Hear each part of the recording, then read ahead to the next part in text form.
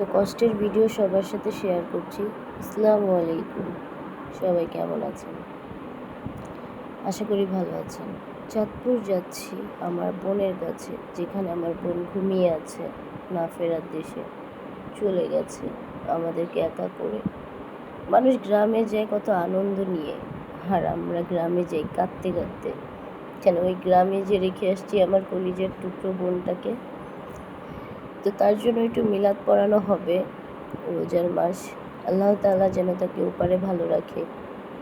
যতদিন বেঁচে থাকবো বোনের জন্য একটু করে তার জন্য একটু হলেও দোয়া আল্লাহর কাছে পাঠানোর চেষ্টা করব।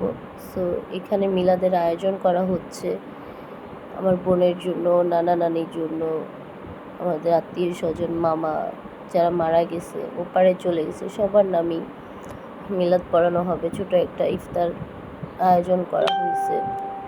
হে আল্লাহ, আমার বোনটাকে তুমি ওপারে ভালো রেখো, তাকে তুমি জান্নাত নসিব করো।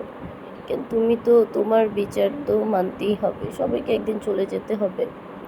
তুমি যেটা ভালো মনে করো সেটাই করেছো। আমার বোনটাকে ওপারে আমাদের কাছ থেকে নিয়ে গেছো, তোমার মাল তুমিই নিবা, এটাই স্বাভাবিক। কিন্তু মানতে কষ্ট হয়, বিশ্বাস করো। পৃথিবীতে কেন আসছি জানি না, যে এই দিনগুলো আমাকে দেখতে হয়। আমি ছোট বোন, আমার বোনটা আমাকে ছেড়ে চলে গেছে। মারা যাওয়ার কিছুদিন আগেও বলেছিল, আমি তো তোকে ছাড়া ঘুমাতে পারি না, হসপিটালে বলেছিল। তো আজ সে আমাকে রেখে কিভাবে যে ঘুমায় আমি নিজেও জানি না। তো যাই হোক, আল্লাহ তাআলা তাকে জান্নাত নসিব করুক, তার যত গুনাহ মাফ করে দিক। ছোটোখাটো একটা আয়োজন হচ্ছে, প্যান্ডেল টানানো হচ্ছে, সন্ধ্যা বাজে, এটা একটা মিলাদ হচ্ছে। আলহামদুলিল্লাহ ছোটোখাটো একটা মিলাদ। আল্লাহ তাআলা আমাদের দোয়াটা কবুল করুক। বোনের সাথে অনেকক্ষণ বসে বসে কথা বলছি, 3-4 ঘন্টা কবরস্থানে বসেছিলাম। যদিও মেয়েদের যাওয়া ঠিক না, তারপরে গিয়েছিলাম। এটা আমার বোনের কবরের পাশেই। মনটা ভালো হয়ে গেছে বোনের সাথে সারাক্ষণ কথা বলে, কান্নাকাটি করে। এখন একটু মনটা ভালো লাগতেছে, হাসতেছি পুকুর পাড়ে বসে, যে না আমার বোন তো পাশে আছে, আমার সাথে আছে, মনে হচ্ছে আমার সাথে আছে, হাঁটতেছে। সে যে পৃথিবীতে নাই এটা আমি ফিলই করতে পারছি না। এখন আমার মনটা অনেক খুশি, কেন জানি না, সবার সাথে হাসতেছি।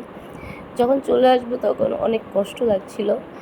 তো বোন তুমি এখানেই শুয়ে থাকো, অ্যাটলিস্ট কিছুদিন পর পর এসে তো তোমাকে দেখতে পাই। ঢাকায় যদি কবর দিতাম অ্যাটলিস্ট তোমাকে দেখতে পাইতাম না। ওই কবর তো চিরকাল থাকে না।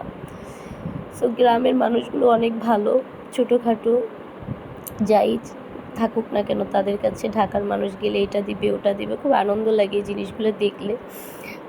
সবাই খুঁটিখাটিও তা দিচ্ছে। আলহামদুলিল্লাহ, সবাই ভালো থাকবে।